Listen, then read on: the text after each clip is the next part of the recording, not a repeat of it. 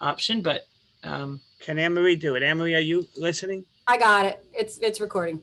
Okay, Anne-Marie's got it very done. good. Thank you. Ask and you shall receive, Terry. Okay, thank you, Terry.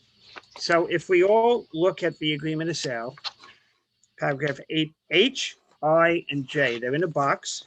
The box is labeled FHA/VA, if applicable. Now, sometimes you are going to hear, and you have if you've been in business a while, you're going to hear this referred to as the FHA/VA amendatory language. So way back, probably in the 1950s, the FHA and VA, the HUD and the Veterans Administration, they came out and they said, we're going to help people get mortgages. Veterans can get up to 100% financing, and we're going to help other people buy real estate. And it's one of the best things that ever happened to real estate is government-backed mortgages from the FHA and the VA. Now, but they insisted that every agreement of sale for years, going all the way back to the 1950s or 60s, would include language. It's called required FHA/VA amendatory language. And this is the language. And it's on your screen. And you're going to notice it says what I said. Here's what, and it's legalese. It's governmentese. I would wish I could put it in plain language, but it is the language the government gave us, and we're not allowed to change it. Often you will have a mortgage company ask for the buyer and seller to sign it after the agreement of sale is signed, and you kind of shake your head like, why are they asking? It's already in the agreement of sale. But you know, you just follow the golden rule. He who has the gold makes the rule. And if they're asking your buyer and seller to sign another copy of the amendatory language, and they often ask the agents to sign it as well, just go ahead and sign it. Okay, so here's the language. Paragraph 8H. It is expressly agreed that notwithstanding any other provision of this contract, meaning no matter what the contract says, no matter what any addendum says, no how, no way, buyer will not be obligated to complete the purchase of the property. Can I ask everybody to be on mute if you're not asking a question? Okay, buyer will not be obligated to complete the purchase of the property described herein, or to incur any penalty by forfeiture of earnest money deposits or otherwise, unless buyer has been given in accordance with HUD/FHA or VA requirements, a written statement by the Federal Housing Commissioner, Veterans Administration, or a direct endorsement lender setting forth the appraised value of the property of not less than blank. And the only thing you can fill in there is the purchase price as stated in this agreement. Okay, so that is the story. And then it goes on to say, by the way, that buyer will have the privilege and option of proceeding with consummation of the contract without regard to the amount of the appraised valuation. The appraised valuation is arrived at to determine the maximum mortgage by the Department of Housing and Urban Development will ensure HUD does not warrant the value nor the condition of the property. HUD doesn't do home inspections, buyers do home inspections. So buyers should satisfy him/herself that the price and condition of the property is acceptable. So clearly, if you have an FHA offer, you cannot write a provision that says, if it doesn't appraise, buyer will bring the extra money to settlement. You just can't do that. It's against the law. It's against the regulation. You cannot do it. You can write a provision that, and it's got to be approved by the lender, that says the buyer will be responsible for doing any repairs. That's a completely different issue than buying a house that doesn't appraise for the FHA or VA appraised amount. So I want to get that off the table. So I want to make sure nobody falls for writing a clause, which we're going to get to before the morning's out here, writing a clause in your agreement of sale that addresses what happens if the property doesn't appraise for the sale price. We're going to talk a lot about that in a couple of minutes, but it does not apply to FHA or VA financing. No how, no way. Okay, should I say it any other way to make it clear? Are there any questions about that? Okay, hearing none, We're now going up to 37 participants, by the way, that's pretty good. We are now going to go and we're going to deal with this issue, which happens. Let's go to paragraph 8, Christina, the beginning of paragraph 8, where you are right now. If you just go up to the beginning of paragraph 8. So, by the way, another interesting topic that I'm just going to digress a moment here, that people are doing in competitive offers is they're waiving inspections. And we can talk about that topic completely separate from this topic of mortgage amount. And when buyers waive inspections, it's pretty dangerous to do so. And some buyers and agents mistakenly believe that they can bring an appraiser through one of the showings without getting permission from the seller. They cannot do that. It's against Article 1 and Article 3 of the Code of Ethics, and it's not allowed in the agreement of sale. And the agreement of sale says once the agreement is executed, I'm quoting from paragraph 12A right now. You said appraiser, but you mean inspector. Inspector, sorry, Christina, thank you. You cannot bring an inspector through one of the showings. There are even some inspectors who are marketing themselves to do this, and they're doing two things wrong. Number one, they should be making it clear that you need the seller's permission for them to come, and that it should be allowed by the agreement of sale. And they're also required to give a written report. They can't charge a less price and give a verbal report. That's against Pennsylvania home inspection law. They must, as many of you have heard me say before, they must give a written report. But paragraph 12A says only the parties, the buyer and the seller, and their agents may attend any inspections. And if there's no home inspection contingency in the agreement of sale, there is no home inspector allowed, not even at one of the pre-settlement inspections. So don't get fooled by that, or don't think you can use that strategy. Tell a buyer, waive your inspections and then do a pre-settlement inspection nice and early and get your home inspector in. You can't do it without the seller permitting it. Okay, so now getting back to the issue that we want to talk about today, which is appraisals. So Pennsylvania law requires, and this has been since 1980 when they added the maximum interest rate, they require 4 things. Now, as you can see in this paragraph 8A, the box where it says first mortgage on the property, and it's the elected, and you have to fill in the blanks.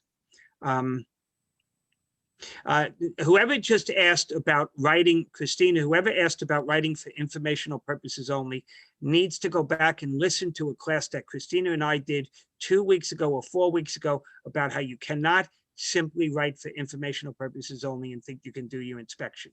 I'm not going to cover it now. Christina and I did an entire class on that.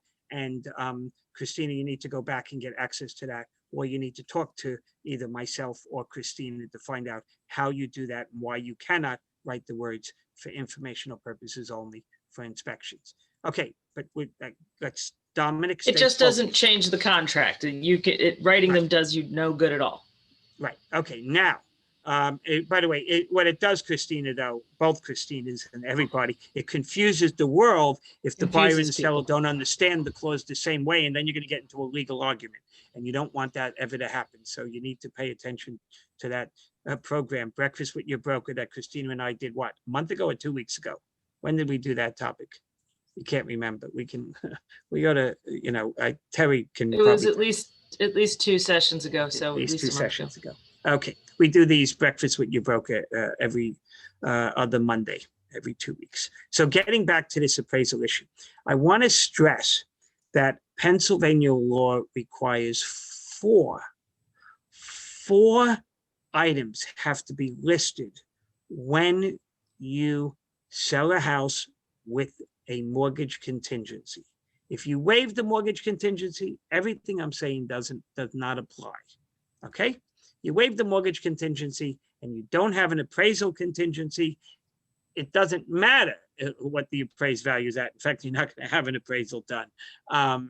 It has nothing to do with the agreement of sale. The appraisal issue only surfaces out of this section that we're about to talk about here. Okay, so you see blanks. Now, you look at the box that's on your screen to the left, you are going to see 8 blanks. Okay, I think it's a good idea to always fill in all 8 of those blanks. But the law in Pennsylvania, the real estate law, requires 4 of those blanks to always be filled in. If it doesn't fill in, you're violating the law. Maybe you have an invalid agreement of sale, you have an invalid contingency. I don't want to go there. So the 4 things that you must fill in are the loan amount, and it cannot be described. You're going to hear me with my own problem in a minute. You got to put the loan amount. So if it's a $300,000 house and they're putting 80% down, the loan amount is going to be $240,000. That's 80% of 300,000. So you have to fill in an amount, $240,000 there. You have to put the minimum term, whether it's 30 years, 25 years, 20, 15 years. So most of us do 30-year mortgages. You fill in 30 years, $240,000 mortgage term, 30 years. The other thing you have to fill in is the type of the mortgage. That's number 3. You must fill in the type of the mortgage. And that would be FHA, VA, or conventional. Okay. There's another one, the federal, what's it called? The farm, I forget what it's called. There's another one that you do in certain areas. USDA. USDA. Thank you so much, Christina. U.S. Department of Agriculture. Anyway, you would have to fill type of mortgage. So you can't leave any of those blank. Now, the next line is for conventional loans, the loan to value ratio is not to exceed. That is not a requirement of Pennsylvania law, but we want you to put it. Okay, so in our story here, we would put 80% in there. And the next thing you put is the mortgage lender. That's not required by Pennsylvania law, but we hope you put First Huntington Valley Bank, First whatever the heck Bruce's bank is called, first priority mortgage and a movement mortgage. We hope you put one of those mortgage lenders in there. Okay, so you want to fill it in. And if it's coming from another broker, obviously you'd love it to be one of those lenders, but it might be one of their tried and true lenders. You might get an offer from Berkshire Hathaway with Trident Mortgage filled in there, and that would be fine. You could fill in 2 mortgage lenders there. You could say, like I always suggest this, by the way, when the buyer comes to you and they say they're pre-approved by their, second cousin once removed as a loan officer at, some mortgage company, that you never heard of, or maybe you did hear of it, you can put that in there, but you can also put or first priority mortgage or Huntington Valley Bank, give one of our lenders, or movement mortgage, give one of our lenders a shot at getting the mortgage. But you don't have to fill in the mortgage lender, but we think you should. The next line is line 105, interest rate. That's where today you're probably going to fill in, I don't know what interest rates are, but let's say it's 3.25%. You're going to fill in 3.25%. That's what, Bruce or Joyce or Jerry said you could get today. Okay, that's not even required by Pennsylvania law, but I always recommend you put that in. It makes the buyer feel good. It lets them know that if they lock in, this is the mortgage rate that they can get today. The next thing is in bold. Buyer agrees to accept the interest rate as may be committed by the mortgage lender not to exceed a maximum interest rate of, and this is where you put a higher interest rate than the first interest rate, what you might call the going interest rate. You want to put an insurance spread in here. And this is the number that's required by Pennsylvania law. The legislature back in 1979 created a law that said you had to have the maximum interest rate that the buyer is obligated to accept and force them to go to settlement, because there were times back then where interest rates, when they made application, were at a very low rate of 9%. I'm being sarcastic, guys. And by the time the buyer went to settlement, the rates were 17 or 18%, and that was settlement less than 45 days later. Yes, interest rates doubled from 9% to 18% in 14 days. They went up 3 times in 1 day sometimes. It was incredible. So as a reaction to that, the legislature in Pennsylvania wrote that you have to have the maximum interest rate. So we don't forget that. And then many years ago, the Pennsylvania Association of Realtors realized that, well, points that you pay on a mortgage the more points you pay, the lower the interest rate. So you can have a higher interest rate and less points, a lower interest rate, more points. So you want to cap the maximum number of points. And that's what we do on line 111, the very last blank. It's not required by Pennsylvania law, but we think in the spirit of Pennsylvania law, it is required. And most everybody, 99% of the time, you fill in 0 there, or you leave it blank and it's automatically 0.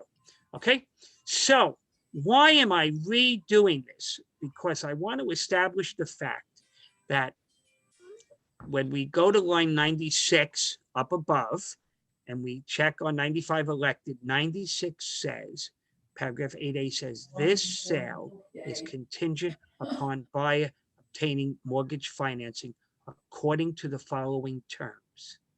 So if the buyer doesn't get the mortgage according to the following terms, they don't have to buy the property.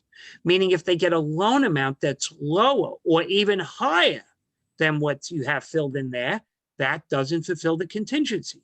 If they get a 15-year mortgage instead of a 30-year mortgage, that doesn't, no, that does fulfill the contingency. You put 15 years in there and they get a 30-year, that doesn't. If you put the type of mortgage amount, and this is critical. I've had twice in the past week, I've had disaster stories with this, where the people put in conventional mortgage and the buyers went and applied for an FHA mortgage. You can't do that. You can't make any changes in here without getting a mutual agreement signed by the buyer and the seller together. Okay, you can't change mortgage lenders without the seller agreeing. Okay, so you have to coach your buyers to make sure they apply for the right mortgage and to the right mortgage lender that you named in this section. And then, of course, you have the interest rate and the maximum interest rate. I just explained that. So if the buyer gets a mortgage interest rate that's higher than the maximum interest rate, they don't have to buy. If they get a loan-to-value ratio that's higher than the loan-to-value ratio you filled in, they don't have to buy. Now, this is the topic of the day. Those of you who understand it know that here on line 101 and 102 for conventional loans, the loan-to-value ratio is not to exceed. And when you put 80%, 90%, 85%, 50%, whatever you put in there should be the loan-to-value ratio that the buyer is applying for. Unless you want to send a very good signal to the seller and you therefore want to put a much higher loan-to-value ratio, such as 95 or 100%, that would protect the seller against a low appraisal, because the loan-to-value ratio is, listen closely everybody, is an appraisal contingency. The loan-to-value ratio is an appraisal contingency. On my example of a $300,000 house, if you apply for a mortgage of $240,000,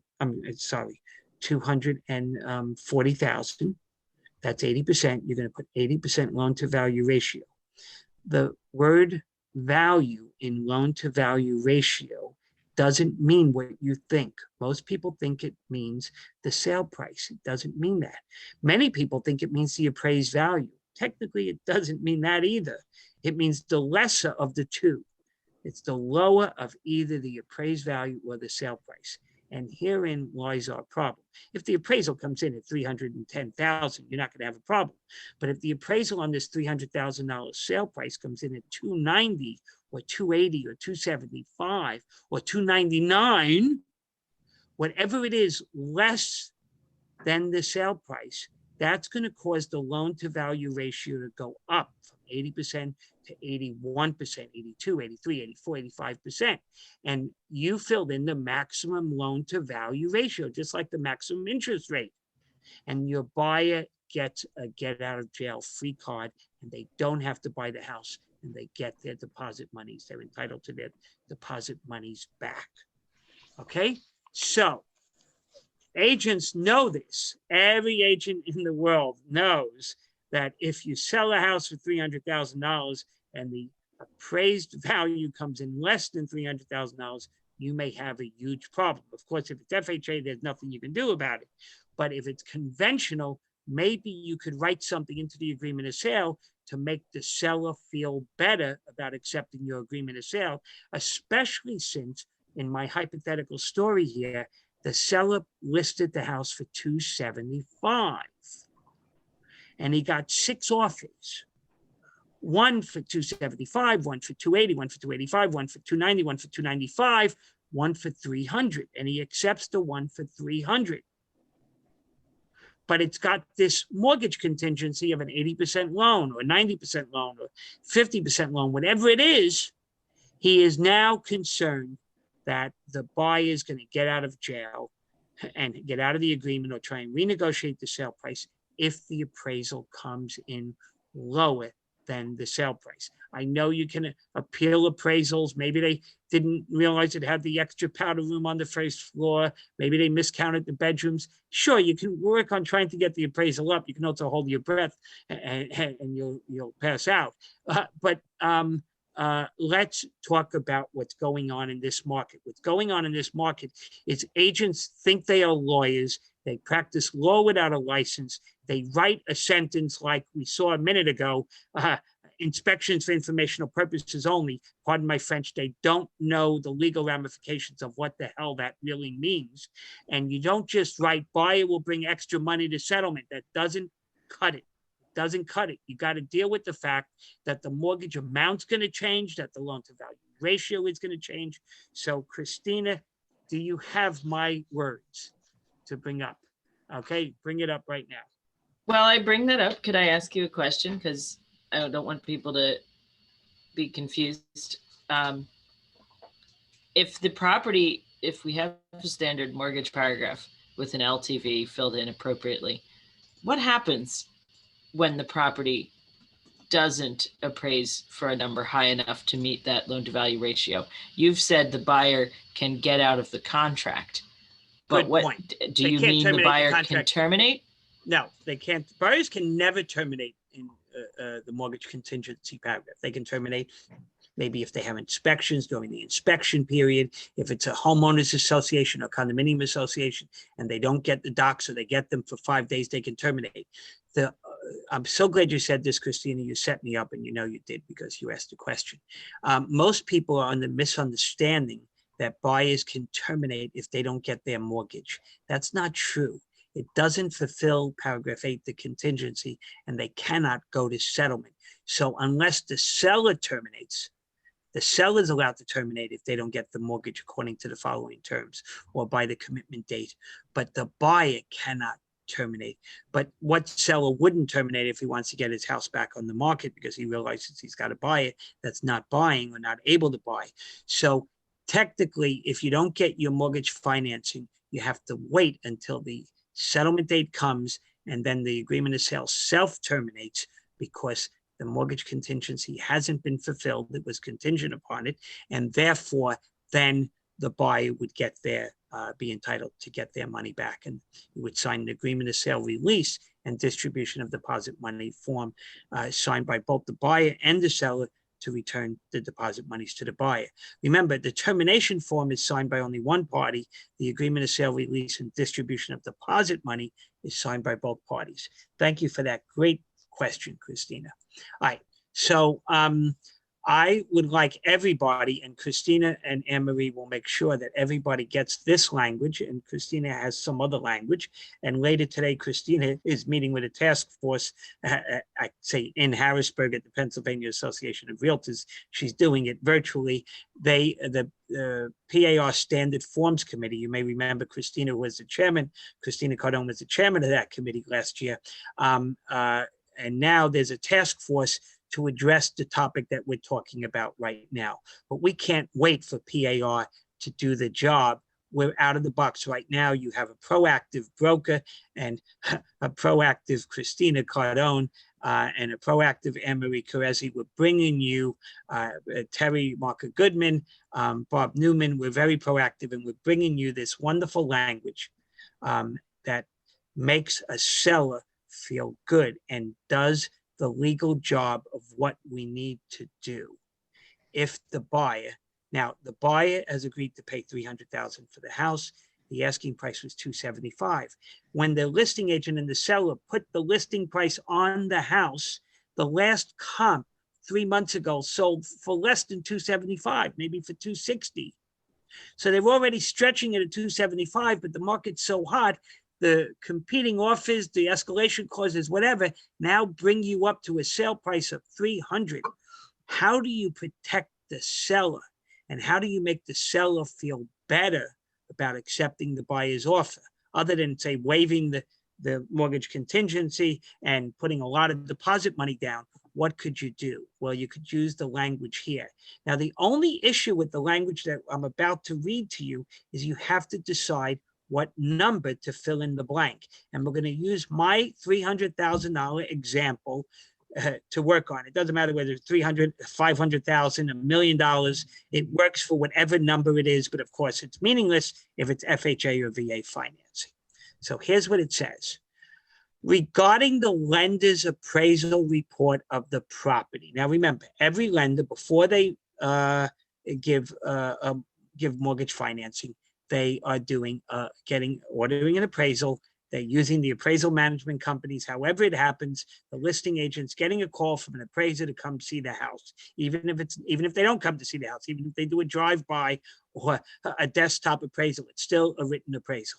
Regarding the mortgage lender's appraisal report of the property, performed according to the terms of paragraph 8, mortgage contingency, right? That's why we went over that a second ago, comma, the buyer will, I can't emphasize this enough, maybe I should capitalize the next 3 words, will complete settlement. I need to capitalize every, and make it bold. Will complete settlement. Notice the next words, at the purchase price. Will complete settlement at the purchase price. I have some agents, I mean, you can just shoot yourself in the foot when you do this.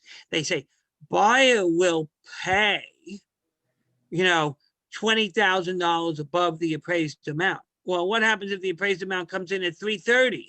You're agreeing to pay 350. You just convinced the seller to lower the price without the seller ever realizing he signed something that said that. Be careful what you let your seller sign. Be careful what you let your buyer sign. The words in front of you are good words. The buyer will complete settlement at the purchase price, provided the stated value of the appraisal is at or above, fill in the blank. I could understand a buyer in my hypothetical story filling it in with $275,000. Now, if the buyer fills it in with 275 or 280 or 290 or 260 or 250, the buyer is making a statement that, because listen what it says next. If necessary, the buyer will provide additional money at time of settlement and or adjust the mortgage loan amount and or the loan to value ratio as may be required to complete settlement.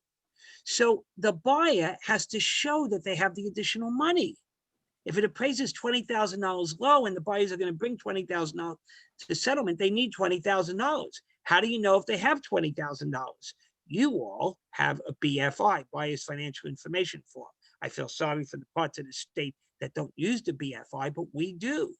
Okay, at least there may be, David may be on the phone, David Cutler from all the way up in Strasbourg. He may say, we don't use the BFI up here. Well, get with it, start using it. So anyway, so let's assume now you fill in $275,000. The buyer is paying $300,000 and the appraised value comes in at $275,000. Well, now the buyer's got to bring $25,000 to settlement. Does he have it? Look at his BFI. Maybe he can cash in a retirement account. Maybe he does have it, but he didn't want to part with it, but he has it. Now, if he doesn't have it, maybe you don't want to accept his offer, but maybe instead of getting an 80% mortgage, he decides to get a 90% mortgage. So he doesn't need the extra money if he gets a 90% mortgage, because if you get a 90% mortgage instead of an 80% mortgage on a $300,000 sale price, you just are getting a mortgage for, well, it's now $275,000. You're getting a mortgage for $27,500 more, $30,000 more. You get the idea, and then the buyer has the money. Okay. So Courtney is saying, if the purchase is contingent on the sale of their home, can they use the money from that home? Obviously, yes, but the whole agreement is weak because it's contingent on the sale of their home. So a seller may never want to accept this. sale and settlement of other property contingency. But we're not talking about that in this program today. But very good point. So you have to see if the buyer has the money or the ability to get the money. Can they get that 90% mortgage? Can they afford the mortgage payment on the 90% mortgage? But it will be 90% of a lower amount. So they definitely can afford it, by the way. I'm convincing myself as I say it, by the way. By the way, every buyer who ends up getting a lower mortgage amount because the house didn't appraise, that's to their benefit in the long run. They start out with a lower mortgage amount. They have lower monthly payments and they have less money to pay back to the lender because they came up with more money at the outset.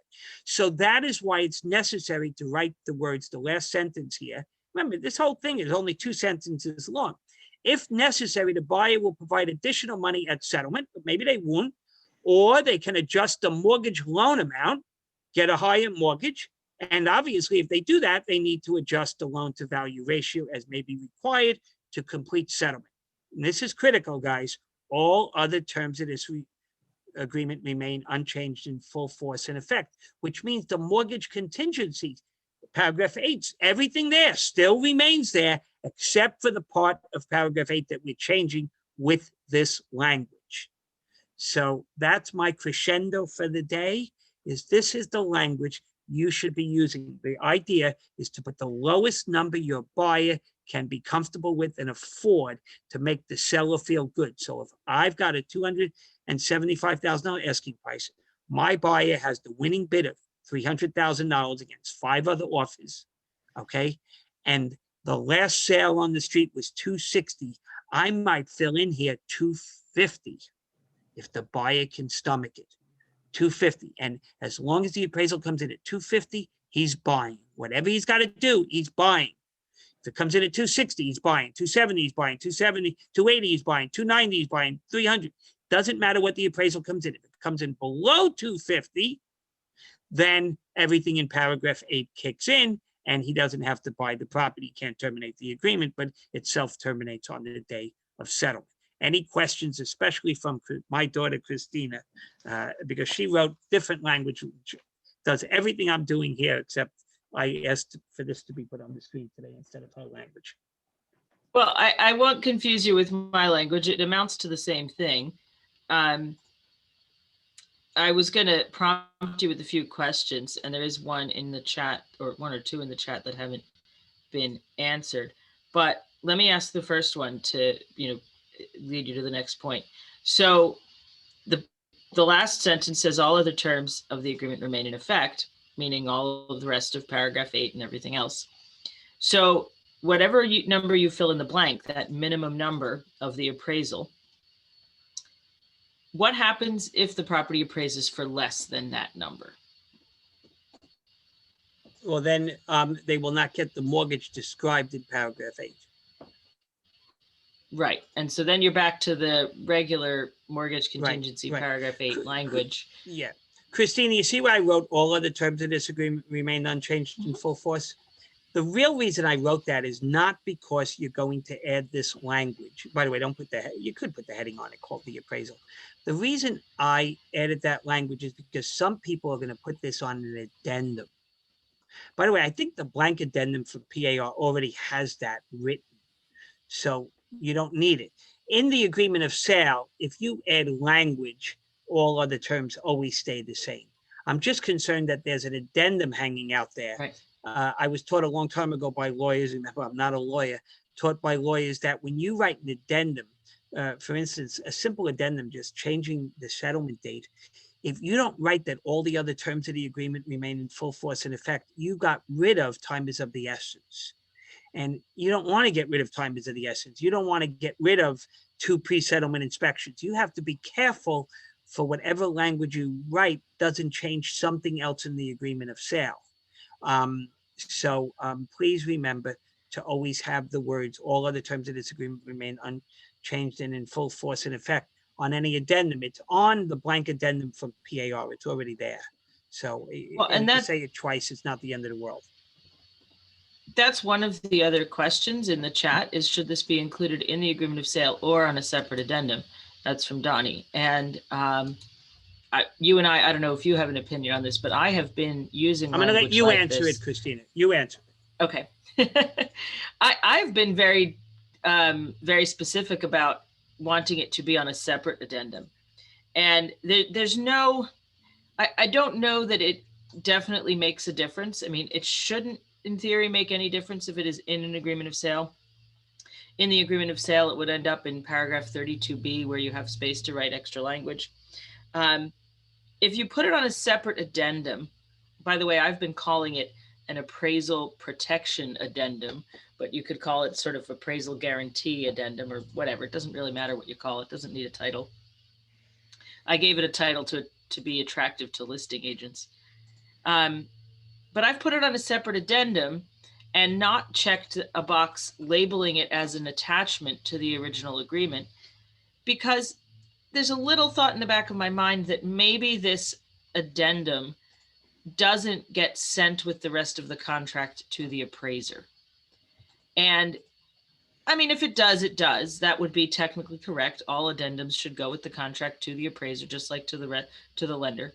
The lender obviously should have it, right? But if the appraiser doesn't get it, maybe the lender doesn't get it, maybe the appraiser doesn't get it, I think that might just be a little more likely that the appraiser feels all the incentive we want them to feel to come in at the purchase price, that high price. Or as high as possible. I have a ton of, or as high as possible. I have a ton of sympathy for the appraisers in the marketplace now, because, you know, they're catching a lot of flack and under a lot of pressure because the market is moving and they know it's market pressure, and, you know, they want to support the lenders and they want to help people get mortgages, but they have rules.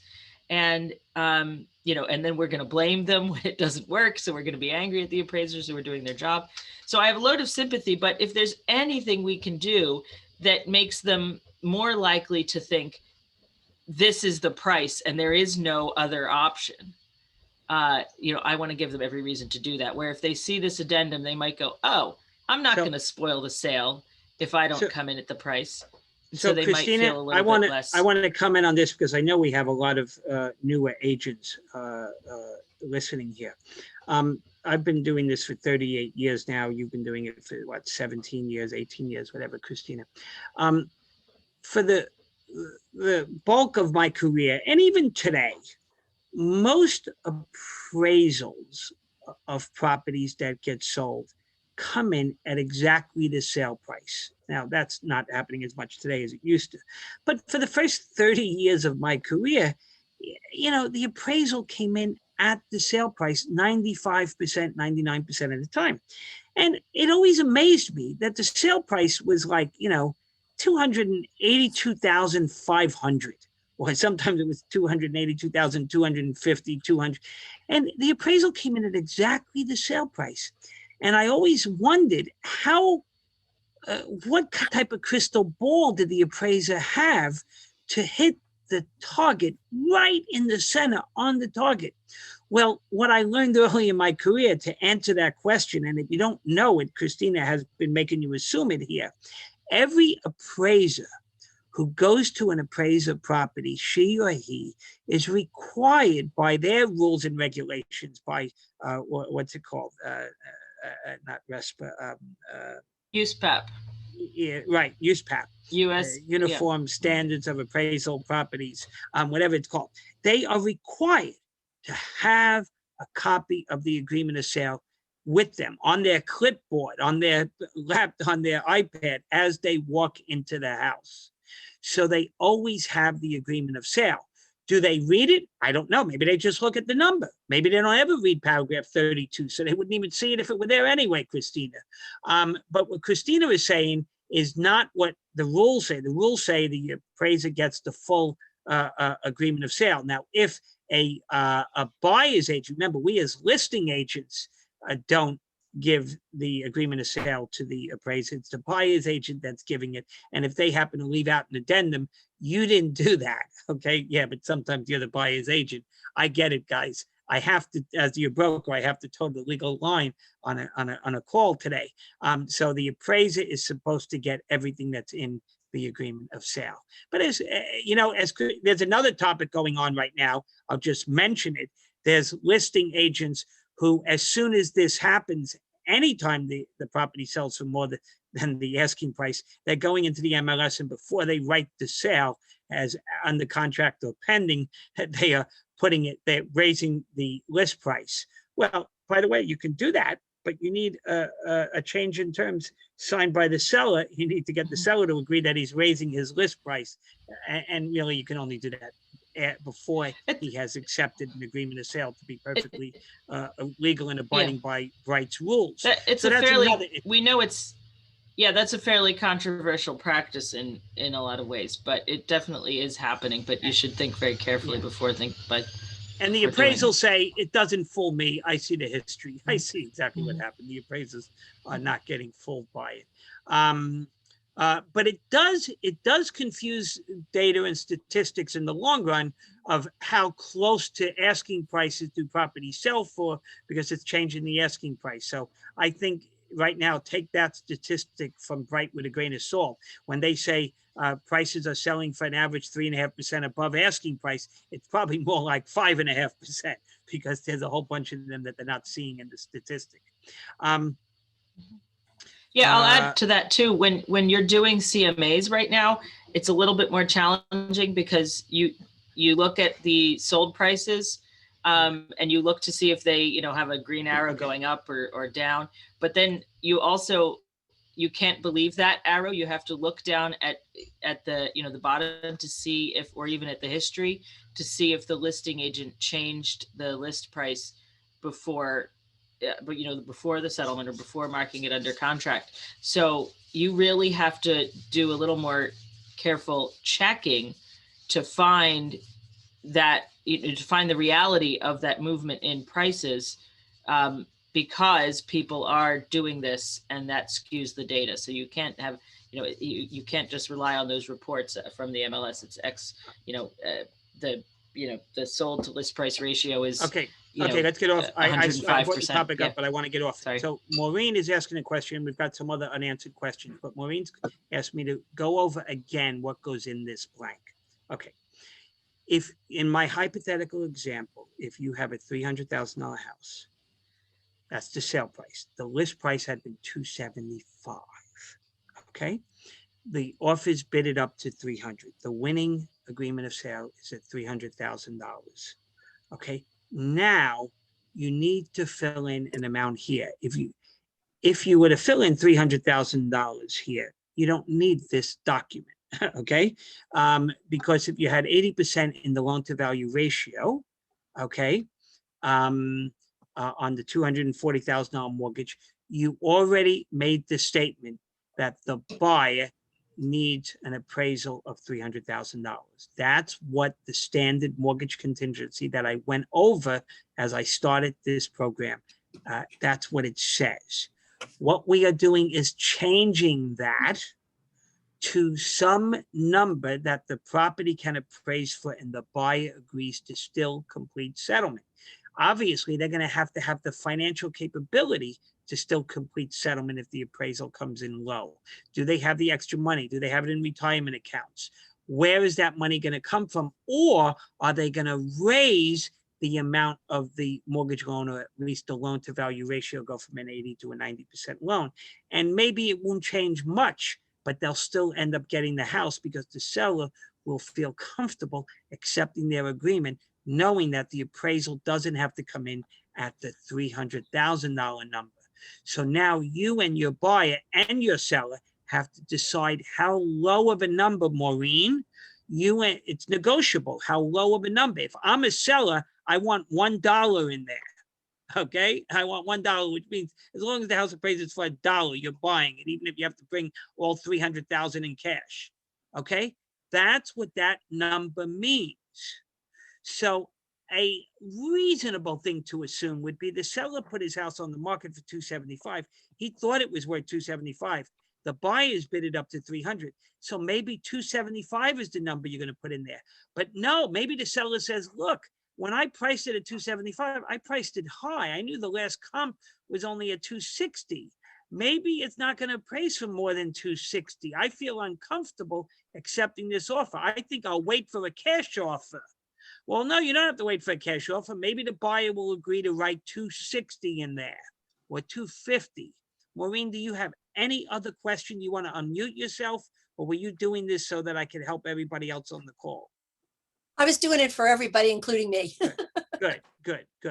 So you do not fill in 300,000, Christina. I just said that. If the sale price is Christina Lacios, if you fill in $300,000 and you have a loan to value ratio of 80% on a $300,000 sale price, and you put 240,000 in for the mortgage amount, if you fill in 300 here, you just said the exact same thing that the agreement said before we wrote this language. Boy, I'm not getting through, Christina. Can I try and make this simpler? Yes. Yeah. So what you're going to fill in blank here is the minimum price. The difference between this number filled in the blank. Gil J calling with Keller Williams Real Estate. All right, hold on, muting people. The difference, this number, the difference between this number and the offer number, the high purchase price your buyer has offered, is the amount of money that buyer can make up. You know, the way people often express this, and it's misleading, but the people often say the buyer will pay 25,000 more, or the buyer can make up 25,000 over the appraisal. If that's the number, if your buyer has $25,000 available that they could put into this purchase, you know, in addition to the financing they'd like to get, then this number would be 25,000 lower than your offer price. But how much, you know, how big a difference that is, how low a number you can put here, depends on your buyer's ability. But it may also depend on, you know, how much protection you're giving to the seller. What is the lowest possible appraisal value that the seller could ever possibly expect or guess? And if you go that low or lower, you're making the seller feel really confident that they're gonna, you know, this buyer's gonna pay that full purchase price, that high purchase price, pretty much no matter what it appraises for, because you've guaranteed it down to a number that's unbelievable. And you know, this is trying to make an offer with mortgage financing as attractive or almost as attractive as an offer that's cash, because it's trying to say, we will pay this regardless of the appraisal. It can't be completely independent of an appraisal. There has to be a minimum. That's what we fill in here. But we're trying to say we're going to pay this regardless of the appraisal. Christina, and one of the things I did when I wrote this, and if you read my last sentence, I'll read it again. If necessary, the buyer will provide additional money at time of settlement, and or, look at the or adjust the mortgage loan amount, and or, look at the or loan to value ratio as may be required to complete settlement. Most agents, listing agents, think that the only way the buyer can make the money up is to have it available in cash. Well, that's not true. If the buyer is getting an 80% mortgage, they did that because they didn't want to pay PMI. They didn't want a 90% mortgage. But if they need the house, they can get a 90% mortgage. So I created flexibility in here to say that the buyer can get the settlement however they can possibly get the settlement, regardless of what the appraisal is, as long as it's at a minimum amount. And I didn't use the word minimum amount, I used at or above, and you fill in that number. Maureen, right. Do you have it now? Does everybody have it? Mm-hmm. I think we still have people who don't have it. By the way, Christina, if we're having trouble with my language, you should be happy you don't have your language up here. Well, I thought my language tried to explain this better. I'm not showing it, so you know what? Let's do people, something. I wrote my own version of this. Let's do something right now, Christina. Do you have the ability to bring up the appraisal contingency? Put it on the screen? I do. It's right here. I want to show you what PAR did 15 years ago when I helped on the committee. I admit we screwed up a little bit. We created the appraisal contingency. I was gonna give one other example as we go to this. I had clients recently who I used something like this for, and you know, they had enough cash. They were planning, let's say they were planning on getting a 75% mortgage. They were going to put 25% down. And they wanted to give some language like this to guarantee the seller that they were going to pay this price way over asking. And we did some math, and they had the cash that they could pay that anyway. In fact, because they were planning to put 25% down, it made no difference to them at all if they had to bring the extra 15,000 on top of the purchase price. That, you know, if it didn't appraise as high as they offered, it made absolutely no difference to their offer at all. They could, instead of getting a 75% mortgage, they would get an 80% mortgage, and they could still actually be borrowing more money than they were planning before, and have, you know, not have any additional money out of pocket, and still pay their offer price. If it reappraised really, really low, they could change their financing to a 90% mortgage. Of course, then they would pay PMI, but then they'd, you know, need half as much cash as they needed in the original scenario, even though the property didn't appraise for their offer price. So you have to try this math a bunch of different ways. Christina Lacios just posted something. Christina, there were some things that we're still not understanding. I wrote that you will change the loan amount. My last sentence says you will change the loan amount. So it's $300,000. Pardon? What if you don't change the loan? How much money can you put the difference between the appraise? If you have it, you put it. If you have it, you put it. So you can put 25,000, for example, right? You can write that. I'm a little bit confused. You can bring so 20. Christina, if you have an extra, not... if you fill in 275 there, right? And you're paying 300, and the house appraises for 275. Right. You can bring $25,000 to settlement. That works. So that if you don't want to change the loan amount, then you put 25,000 above. No. Yeah. I think you've got them. I think you may be looking at this the wrong way, Christina. You don't have to change the loan amount. This language gives you the ability to change the loan amount and or the LTV and or. Let's just say you don't we're have not to changing the loan amount. You don't The have loan to change stays the loan same. amount. So how much money would the buyer have to fill in here that they're bringing 25,000 over the if the 25,000 is the number that they're prepared for without changing their loan amount, then they would put a price here that's 25,000 less than their offer price. Christina, here's something else you maybe don't see. And I tried to say it before. If instead of changing the loan amount, they change the loan to value ratio, and instead of getting an 80% mortgage, they get a 90% mortgage, right? The 90% is of the appraised value. It's not of the sale price. It's 80% of the appraised value, not of the sale price. So if the appraised value drops by $25,000, they're now only going to get 80% of 275. They're going to get a much lower loan amount. But if instead they get a 90% mortgage, they raise the loan to value ratio to 90%, they'll now get approximately $25,000 more on the loan to value ratio, but their mortgage amount will be about the same as they were going to get if they'd appraised at 300,000 at 80%.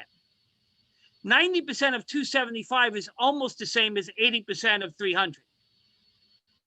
You need to know your math, Christina. I got it. I got it. You finally got it? Because I have somebody who does not want to change the loan, but they're willing to pay the difference in cash. So for this form, I would put that they're willing to pay 25,000 more. But Christina, here's your problem, Christina. The mortgage company may not give them the loan they applied for. If they applied for a $240,000 loan, 80% of 300,000, and the appraisal comes in at 275, the lender's not going to give them 240,000 at 80%. The lender's going to lower the amount of the mortgage. The lender's going to do it. So they either need to say, we want to get 90% mortgage amount, or we're going to bring the extra amount in cash, and they're going to end up with a lower mortgage amount, Christina. I got That's it. what I said got earlier. it. If I bring an extra $25,000 to settlement, my mortgage amount's going down by $25,000. Isn't that wonderful? I got it. I got it. I'm I- so sorry. I just, I It's just had this complicated. situation. And that's why I It's wanted to be complicated, sure. and that's why this language is tricky. I mean, Dominic's language is really pretty as simple as it can possibly get because it's made to work for all these situations.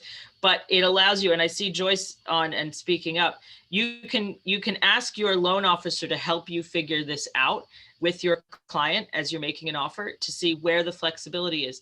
And different clients have flexibility in different ways. Some clients have the cash, and that's what they'll use to be flexible and to make up this difference if they have to. Other clients have maybe less cash, but they could tolerate a higher mortgage payment. So you have maybe flexibility there, like they can do the 90% mortgage instead of the 80%. So you have to work with your client and your lender to know how much your buyer can stretch and then figure out what number you can fill in here. And I just did this with a client who's in a slightly different situation than some others I've worked with. And I ran like 3-4 different scenarios. What are their closing costs and payment at this lowest price if the appraisal's down here? What are their costs and monthly payment and cash out of pocket if their appraisal's here? And what if it's here? So that we could test and I could show them that even if it appraised at whatever this lower number would be, they'd be able to make the adjustments and buy the house. And that made them understand, what they could do and make a really strong offer that didn't just say, we'll pay this high price. It actually says, we'll pay this, even if all these things happen, we'll still pay it.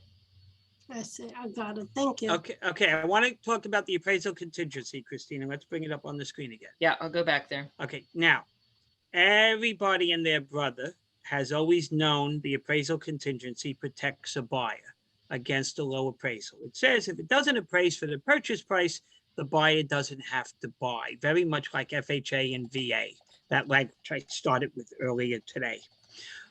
And as soon as you include an appraisal contingency, you're going to make the listing agent think that you're trying to protect the buyer. Okay?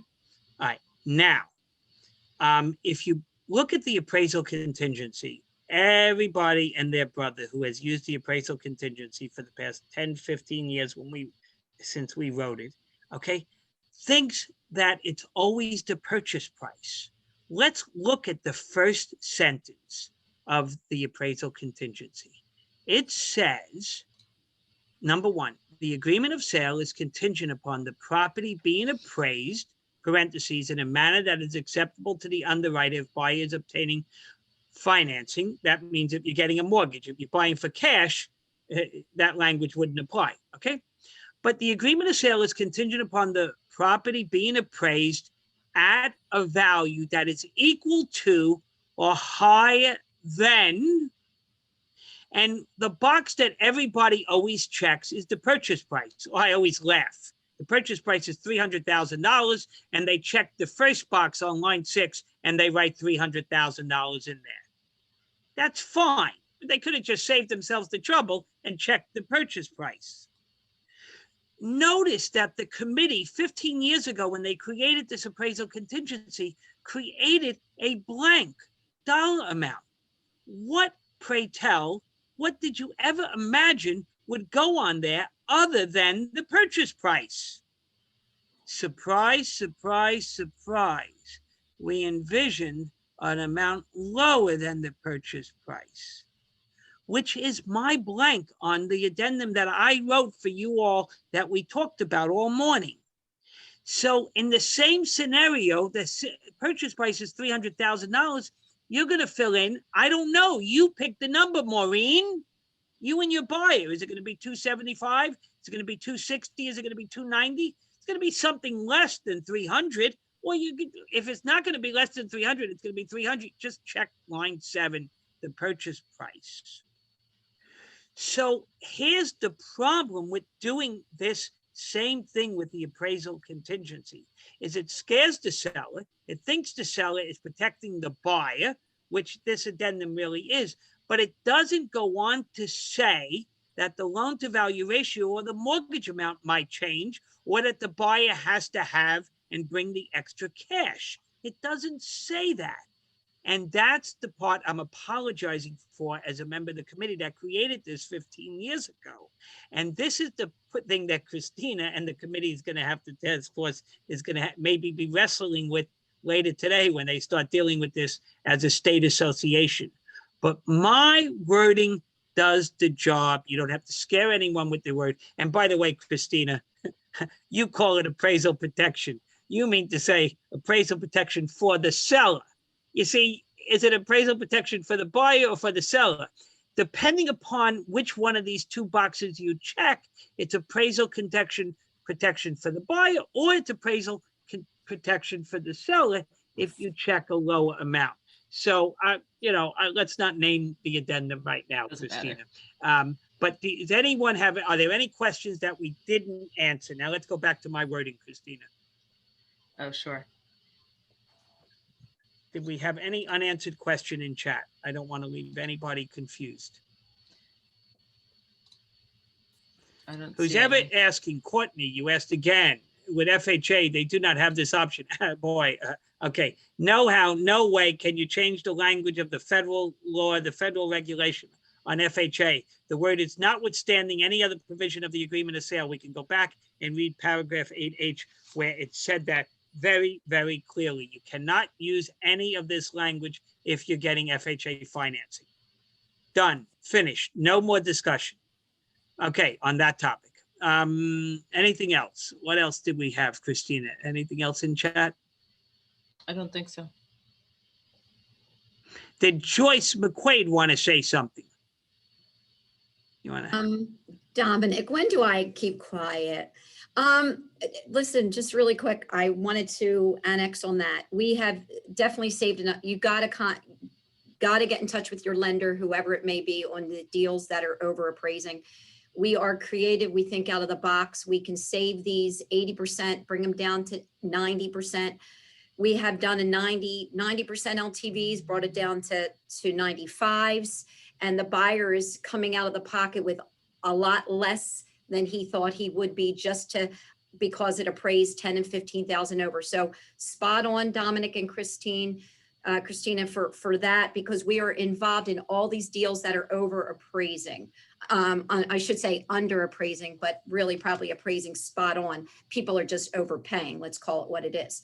But the other thing, I just want to say this about FHA. Yes, you cannot use this language. You cannot change the language, but it does not mean that a buyer can pay if it say it Right. appraises by 10,000. A buyer can still come up, a buyer and seller can still negotiate that. And the buyer can still come out with more money out of his pocket. It's happening. It doesn't happen a lot because some of these FHA buyers are cash poor, but we can make it happen. Especially sometimes if the grants are involved and all that good stuff. So I just want to Joyce, stay there. Let Christina bring up paragraph 8H again of the agreement of sale. Okay. And we're going to see that the mandatory language itself says what you just said. It says the buyer doesn't have to buy, but the buyer still has the privilege to buy. Paragraph 8H. I read it earlier, and we wrote, it said there at the end of the sentence where it said the purchase price, the amount, it says buyer will have the privilege and option of proceeding with consummation of the contract without regard to the amount of the appraised valuation, which means they can, if it's 10,000 low and they've got 10,000 and they want to bring it, they can. Now, that has to be agreed upon by the buyer and the seller, because the buyer doesn't have to proceed with settlement. So the seller's going to say, well, wait a minute, you got a low appraisal. I'm terminating the agreement of sale and putting the property back on the market. It's at that point that the buyer and the buyer's agent have to jump up and down and say, no, stop, seller. We'll bring the extra $10,000. We're going to get it, the gift, whatever it's going to be. Or the seller says, show me the money. If you can do it, we'll write an addendum. And then you can write an addendum to say, yes, the buyer will pay that amount. You just can't override this language when you're writing your agreement of sale, because, Courtney, it says 8H, the top of the block, it is expressly agreed that notwithstanding any other provision of this contract, you can't write anything into the contract that changes the buyer's rights under FHA VA. So, Right. just for Dominic? Joyce- yes, Maureen. All right, so in the mortgage box, you have 80% loan to value. right, And then the property doesn't appraise. right, The buyers may or may not have that extra money. If they don't, we call up Joyce and said, help. And Joyce says, okay, well, you can do 85% or you can do 90%. right. At that point, we have to do a CTA, changing the, Not if you used my language, Maureen. okay, all My right, that's language what I wanted to already make sure. says you're gonna make the necessary change with the lender. You That's don't the- have to put anything in writing, just go to settlement. Okay, that was what I wanted to bring up just to clarify. Thank you. Yeah. Yeah, and you know what I love, by the way, Joyce, you were great. You said, every time you said it, you said, lower the amount of the mortgage. And you said, we can go to 85, we can go to 90. And people were probably thinking you were talking backwards, but you're not, okay? That's what people don't understand. When the appraisal comes in low, the loan to value ratio goes up, okay? 80% of 290 is a lower amount than 80% of 300,000, but the loan to value ratio goes to 82% instead of 80 if you're getting 80% of 290 instead of, because that's based upon the purchase price. I know it's confusing, but I just want to let you all know that. Talking too fast for you to figure it out. Yeah. You talk to the Dominic. loan officer. Yes, I actually, oh, am I muted? Quick question. If the agreement of sale says 90% loan to value ratio, it Right. doesn't appraise. She gets a mortgage commitment on Friday saying the mortgage amount obviously has changed and the LTV is now 96.6. right. Can they do that without doing a change in terms? They send a commitment with a different LTV? If you used my language, yes. Let's go back to my No, language, We are the Christina. seller. Back up. We are the seller. Let's go back to my language. We are Wait, the seller. Terry is asking you without your language. Because we are the seller. Without my language, Terry, is that what you're saying? Yes, because we have the seller, not the buyer. I'm not asking you if you have my language in the agreement of sale. No. Okay. You Not don't have my your language. language. Now you need to get it, a change in terms of addendum signed. That is correct. Okay. Okay. To be more specific, if your buyer, if the buyer in a contract delivers a mortgage commitment that does not meet the terms of the proposed, that are proposed in paragraph 8, they're saying they can still buy the house, but the seller can allow them to continue and go to settlement without making any changes. But the buyer is not protected unless they do the addendum and make the changes in writing, having the seller's agreement, right? Stop me if Yeah. I'm So let wrong, me Dominic, help but Terry. Terry, if you if don't they've- put it in, if you don't put it in writing and you head to settlement anyway, and you get the settlement, everything's going to be fine. But if you don't put it in writing, you risk the seller getting a better offer or changing his mind and terminating because of what Christina just said. You didn't get the terms here. So then you risk for your buyer that the seller can terminate. So from a seller's point of view, the seller can just ride. But here's the story. The buyer doesn't have to complete settlement if you don't put it in writing. Because the buyer, 2 days before settlement, they can have a fight. The two buyers can have a fight with each other. They can say, we don't want the house anymore. And they can say, oh, well, we didn't get the mortgage that was in the agreement of sale and we never put anything else in writing and we're just not going to settlement. And the seller can hold his breath because he can't do anything. So putting it in writing is the best thing to do. Don't get me wrong. But my language puts it in writing in advance. I get that. But again, we have the seller, not the buyer.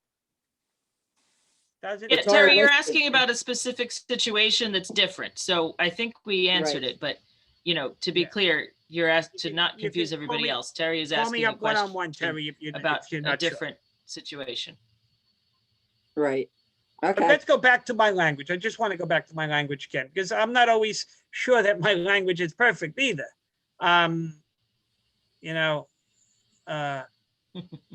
I mean, I think my last sentence says, if necessary, the buyer will provide additional money at time of settlement and/or adjust the mortgage loan amount and/or the loan to value ratio as may be required to complete settlement. I don't think you have to put anything in writing because you've agreed to do it.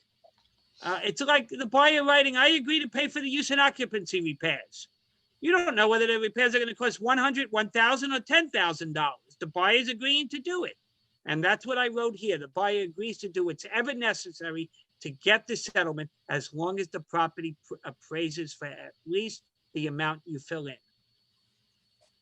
And if the buyer doesn't do what's necessary by bringing the extra money, changing the mortgage loan amount, changing the loan to value ratio, if he doesn't do that, he's in default. So let's play out let's play out one last example because of what Terry asked for. Let's pretend that we had an agreement with this language, your language, Dominic, in it, and then Terry's situation that Terry is describing occurs. Terry, let's say let's say we do represent the seller and we've been very happy to have this language. And let's say we don't, transaction moves along and it comes up to the commitment date. And instead of getting the mortgage commitment we might have expected, we get a slightly different mortgage commitment, like Terry says. And it is a commitment to lend the buyer enough money to purchase the property, but it's a different loan to value. Maybe it's, and it may a different mortgage amount, maybe different interest rates, maybe different mortgage payment every month.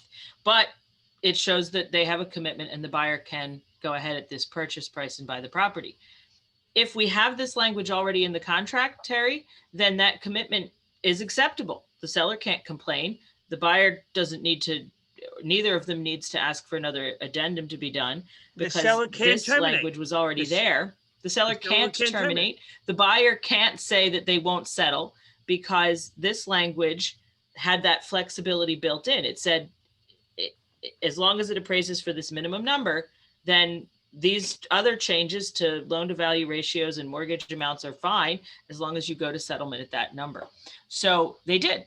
And so, Terry, if this language had existed, then that flexibility is built in. The seller can't terminate. The buyer can't say they won't settle. It's there in advance. Joyce is raising her hand. I am. I just want to point out to exactly what you just said. As the lender, we will require your borrower. This language is wonderful, but as a lender, that borrower will have an email or something in writing to us stating, because when I give proposals or try to fix things, I'm sending it back to the buyer. That buyer has to accept the proposal that we give them.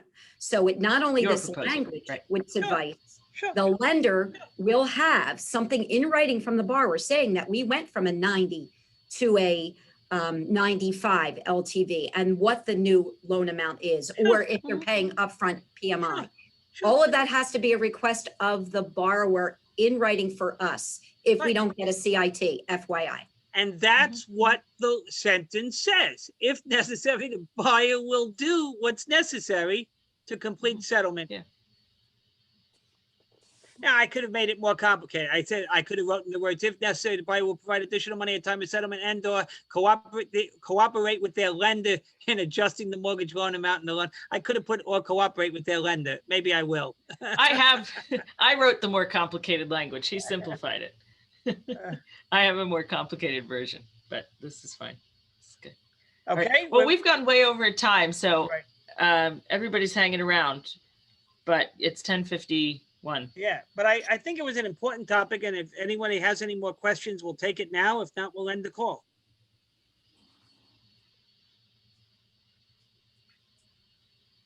Did we get all the chat questions? We have Did we get everything? I think so. I'm just looking at them. Yeah, we talked about Angela. Angela, your question about what people do with Bright, we talked about that already.